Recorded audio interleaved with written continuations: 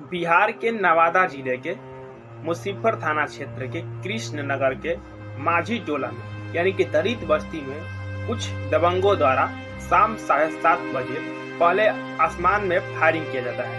उसके बाद पूरे दलित बस्ती में आग लगा दिया जाता है।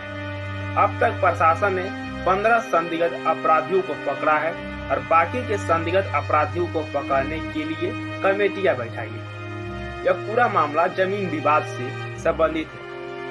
नीतीश कुमार बिहार में जमीन सर्वे का काम चला रहे हैं। इसका विरोध बड़े बड़े नेताओं ने किया और कहा कि यह सर्वे पूरे बिहार में हिंसा फैलाएगा, जो कि आज सच साबित हो रहा है। बिहार के नवादा जिला के जिस दलित बस्ती में यह घटना हुआ, वहां रात के सिवा कुछ नहीं बचा। उन लोगों को रात सिर्फ तिरपाल के नीचे कटाना पड़ा और प्रशासन ने उनको खाने के लिए सिर्फ चूड़ा और गुड़ दिया, जो कि बहुत ही दुखद घटना है। जब बिहार में कोई घटना हो जाता है तब वहां प्रशासन पहुंचती है और कहती है कि हम स्थिति को नियंत्रित किए हुए हैं। बिहार में अपराधियों का मनोबल बढ़ता जा रहा है, उनमें खौफ नहीं है, क्योंकि बिहार के ही मुख्यमंत्री श्री नीतीश कुमार जी का कोई भरोसा नहीं है कि वो कब किस पार्टी में जाएंगे। तो बिहार के शोषित समाज को रक्षा की गारंटी कौन दे सकता है? जब से भारत आजाद हुआ है तब से ही बिहार में शोषित समाज, चाहे देश में शोषित समाज पिछड़ा हुआ है। असल में उन्हें आजादी मिली ही नहीं है। इस देश में सिर्फ कुछ चुनिंदे लोगों को आजादी मिला है, जिनमें अंबानी और अंडानी है। शोषित समाज का शोषण भी किया जाता है और उनको न्याय भी नहीं मिलता है। इससे बड़ा दुखद घटना और कुछ नहीं हो सकता है। भारत में बिहार अपराध के मामले में 5वां स्थान पर आता है। बिहार का अपराध दर कुल 5.2% है, जबकि पूरे भारत में सबसे अधिक अपराध दर केरल में दर्ज किया गया है।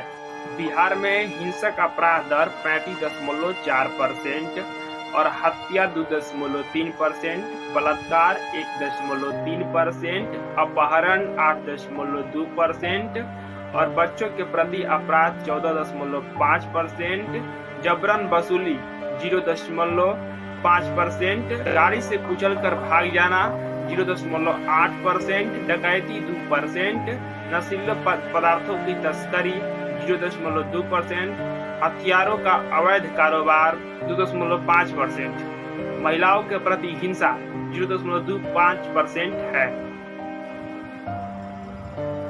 बिहार की राजधानी पटना है, इसे सबसे सुरक्षित स्थान होना चाहिए, लेकिन बिहार की राजधानी पटना ही हत्या के मामले में पूरे बिहार में सबसे अधिक अव्वल है। अगर यह स्थान जो कि राजधानी है अगर हत्या के खौफ में है, तो बताइए कि बिहार के अन्य जगहों पर क्या होगा।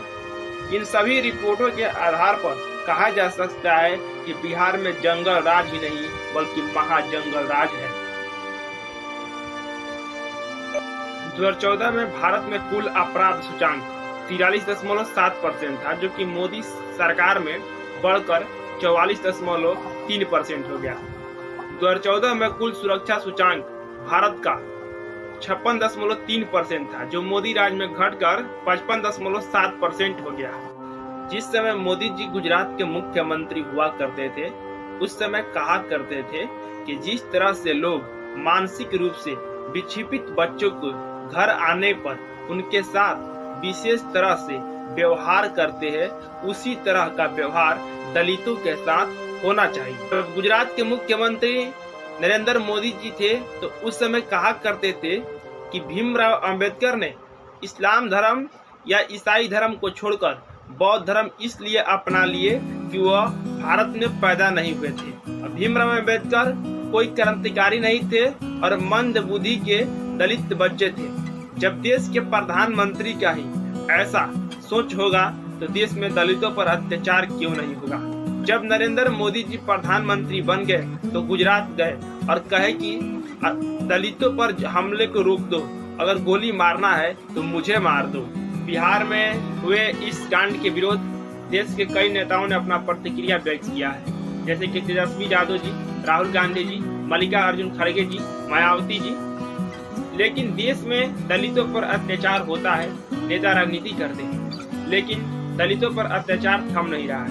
जब कांग्रेस पार्टी ने कहा कि भारतीय जनता पार्टी बाबा साहब अम्बेडकर के संविधान को खत्म करना चाहती है, तो मोदी जी ने कहा कि बाबा साहब अम्बेडकर के संविधान को कोई खत्म नहीं कर सकता है। जबकि यह बात सत्य है कि भाजपा शासित राज्य में दलितों पर सबसे अधिक अत्याचार हो रहा है, जैसे कि बिहार, उत्तर प्रदेश, मध्य प्रदेश, राजस्थान।